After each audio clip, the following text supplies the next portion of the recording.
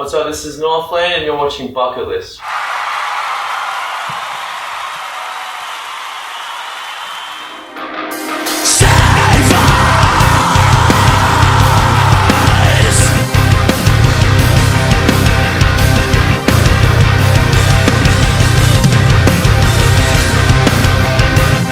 What's up, Internet? You're watching Bucketlist. My name is Jason and I am joined by Josh and Marcus. And they are NORTHLANE. That was not practicing English before. We got it right this time. So we are here at Tulipe here in Montreal, Quebec. We are about to see your performance as part of the tour in support of your new album, Mesmer. Mm-hmm. So first and foremost, how's the tour going, guys? That's good. This is the second show, so it's still fresh, but the cobwebs are off after the flight over from the UK. We just spent some time in Europe and UK. So. Okay. So this is the second day of the North American leg? Yes. Okay, cool. So, but yeah, very excited. We always love coming to Canada, and it's going to be good fun. All part of the beautiful Commonwealth. Now, are there any particular memorable moments or anything about this tour in support of Mesmer so far that really sticks out for you guys? There was a couple, all we've really done so far is just the festival circuit in Europe, and that was wild. It was absolutely crazy for us, and some of the festivals that we played was some of the most special moments we've ever had on stage, and I think the highlight was probably with Full Force in Germany. Just crazy, man. Always has been legendary. We're feeling real good about it, and Europe was a blast. Now we're here, and we're keen to tear the road up. Very cool. Now, being here means that you guys are literally, well, not literally, but nearly the entire way around the world. Obviously, it's easy to miss home. Is there anything particular about being this far from home that really sticks out for you guys? I don't know. I guess just for the most part, it's just family and friends, and your girlfriends or whatever. So that's always a bit difficult, but that's what we signed up for. Yeah, pretty used to it. Yeah. I mean, it's hard to find a nice beach around here, but I can deal with that. If nothing else, you came to the Great White North at the perfect time. You're actually the one day we've had this week that so far has not had rain.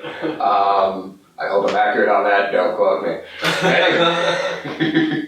Now, you guys being one of the bigger acts in the progressive scene, or the progressive death scene, whatever you want to refer yourself to, it's obviously assumed that you guys come with a large gear load, either axe effects, pedals, whatever things to make your sound your sound. And there's a lot of bands that aspire to do the same thing as you, but maybe don't necessarily have the money for their own sound guy or crew or anything like that. Do you have advice for those bands that in any way, that try to go the heavy equipment route in any way, shape, or form? I mean, we've done it. We've really witnessed it. And it's funny to bring this up because on these dates we had to make do with fly rigs. We couldn't bring our full pedal boards or anything. Oh, really? And it's been fine. It's not quite as good, but I think it's easy to get distracted by shiny new toys. But what matters the most is your front of house guys doing a great job. Yeah. Because you can have the best sound on stage and it won't translate. Your guitar needs to be in tune and intonated, which is way more important than what your tone sounds like. Yeah. But I think the most important thing is you need to focus on practicing. It's so much more important than what delay pedal you have. It's ridiculous the amount of bands that get on stage and these things. They go, I've spent thousands of dollars, so I've got to sound great, right? To get up there. I don't know what 2 + 2 is anymore. I was making up for lack of hours with pieces of gear for years, and then I was missing the point here. That was several $1,000s down the drain.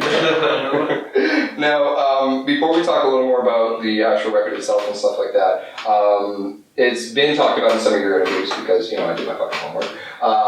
Since you've been in the band and everything, that this particular record was more of a shining moment where you seemingly found yourself more into your own with NORTHLANE. Was there a defining moment that you could pinpoint, or a particular story where you feel like that was the day you felt like you were really a part of this and that you were most comfortable with it?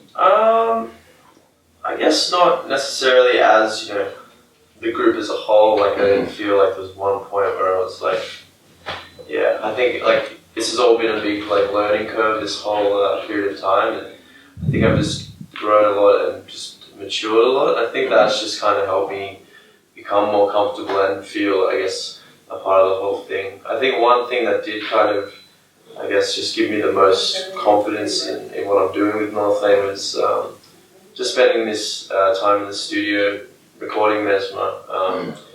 Dave Bendeth, who produced the record, really tore us apart. But I think he broke us down to build us up again. And at that point, we were all just a lot more open and comfortable with each other and sort of sharing ideas and just as friends as well. So yeah, he pointed out every flaw in all of our relationships between each other and in ourselves, as far as like character flaws go, and like called everyone out on everything. And that's how his worst. He's Canadian. That doesn't surprise me one. And yeah, it was brutally honest, but it was what we needed. If there's anybody that's going to break up a band, it's a producer. You know what? Fuck this, I'm not doing this anymore. Yeah, it's going to push you right to the edge or just over. Yeah, seriously. So touching a little more on the record itself, just this past April, I was actually the one that wrote up a couple of questions to send you guys that I believe you responded to yourself. Nice to meet you, by the way. About the release of the record and everything like that. And obviously I don't expect you to remember your specific answers, but first and foremost, how do you feel the release of the record has been going since it's come out? Yeah, it's been very, very good, like overwhelmingly positive, I think. Like, we've always been a band that kind of cops a lot of that negativity on whatever it may be, but this time around we just felt like it was instantly positive. People were super into it. And some of these new songs that we play live are getting better reactions than most of the old songs after such a short time, which is really crazy to me. It's just so excited and stoked with how it all went. Very cool. And as you mentioned, amongst the band, you guys all feel like it's been received well and everything like that? Yeah, I mean, it was, the way we released it was quite risky and different, and I think our fans really embraced that because we kind of gave the record to them. They could stream it for free if they wanted to the moment they found out about it. Yeah. And, like, I think because people were introduced to it so unexpectedly as a whole piece of work, they were far more quickly immersed in the whole record and kind of saw it for what it was, and it was really, I don't really have any things that I would have changed, which is weird because normally this part I'd go, oh damn, I wish I'd made this and that, Very cool. Yeah. I actually remember when it had come out, and I'd already, because you guys released this in a little bit before, if I remember correctly. And I remember hearing it going, this is a really awesome song, can't wait for the record, and then it just slipped out of my head entirely, which I'm assuming was like kind of the intention, but not at the same time, because the day it was out, I'm like, is this supposed to come out already? And I just signed up for premium for Spotify. Oh, okay. So that was like, alright, well cool, I got a NORTHLANE record to listen to. And like, I don't know, a week or two later, I'm writing questions to ask you guys about, what do you think about this price of these and everything, which was my next question. When you specifically answered it, you guys said it was kind of thank you for fans. I was just saying, you know what, here, have it. Absolutely. And has it been appreciated as that in its whole, or was it really just like, oh cool, new NORTHLANE record? I think so. I think there were, a few people who kind of criticised that idea of releasing it by Most of them from the industry, though. Yeah. Most of them from the industry. Oh, I was stoked as fuck. But like, you run into so many kids at shows or whatever who just like, I don't know, really just caught them by surprise and they like enjoyed that kind of shock, I guess. It's I don't know. Yeah, I think it's something that is not done very often, and for it to just come out of nowhere, it is always going to be a shock, I guess. So it's all good. Yeah. We kind of like, every time we release music, we try to do it differently, and we thought the surprise release was the right thing to do this time. The biggest criticism for it is like the way it affects your first week sales. But my thing with that is like, I don't think that matters anymore. I think like there's been a huge change in the world of music over the last few years. Most people get their music from streaming services, and most of the revenue that we get from recorded music, in fact 75% of it comes from that. Yeah. So, you know, by us not forcing pre-orders down kids' throats and maybe selling more copies in the first week, like, it doesn't matter, because, you know, the streams that we have on Spotify and all that went through the roof, and you know, a lot of people were upset that they didn't get the record to review in advance. Like, a lot of press people and stuff criticized it, other labels criticized it, but like, that doesn't matter to us. Our fans embrace the record. I mean, how can you complain you didn't get something in advance and you didn't know it was coming out? Yeah. I didn't get it first. People like to be in the know. And like, it's, you know, it's not about them. It's about our fans. That's why we do this. You know. So I think we made the right decision. We would never do it again because we never release a record the same way twice. Okay. But you know, I'd encourage other acts to follow suit and think outside the box next time they release music.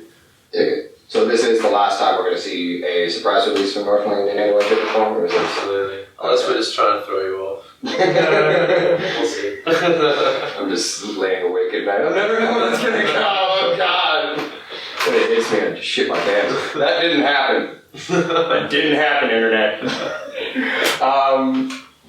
So, both thinking about the record as well as where the band's come from so far, it's a very common thing when a band such as yourself takes on a new singer, puts out a couple of records since then, that older material will be kind of left out in set lists and stuff like that. Can your fans of the older stuff still expect to hear classics like Scarab or On the Blocks or anything like that in your sets to come?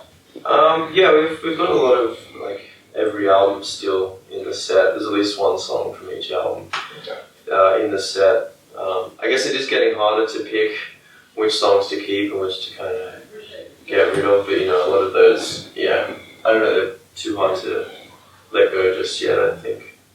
What we're finding is like a lot of the songs off the new record, just like any of the tracks, people seem to like more than anything else that we play, so it's hard to not push everything else out, but we, you know, we'll definitely keep playing the songs that got us to where we are. Respect to where you came from, kind of shit. Yeah, dig it, man. Very much dig it. So, before we close out, as part of the questions that I sent you guys back in April as well, I'd asked what was still left on the bucket list for NORTHLANE as a band and everything, in which case you indicated, you know, certain tour spots, South America, shit like that. So that kind of leads me to believe that it's specifically with regards to touring that's still left on the bucket list in some way, shape, or form, other than, of course, putting out other records and, you know, becoming the next Death Block kind of thing. If you don't know that reference, go look it up. We've been watching a lot of Metalocalypse lately. Fuck yes. Just throw that in there. Fuck yes. So if you could, if you could make those spots, what are some of at least the bucket list bands or a top bucket list band that you would like to be on that tour with? Be it opening or opening for you?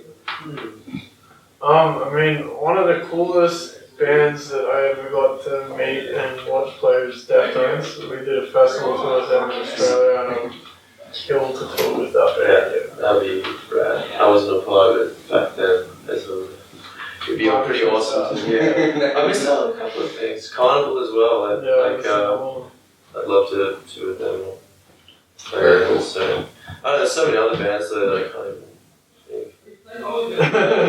That's why playing these European festivals is cool though, like what we just did. You just play with everybody you're dreaming of. It's like one night me and Marcus were standing in the crowd singing beers, singing along to System of a Down, and then 2 nights later we was Rammstein. Crazy. There's so many bands that you just can't think of, but then when you get out there, it's like, oh wow, this is outrageous. This would be a crazy band too. Yeah, but. Well, solid answer. It's been a pleasure speaking with you guys. Thank you very much for coming around and kill it on the rest of your tour. Cheers. Thank you for watching.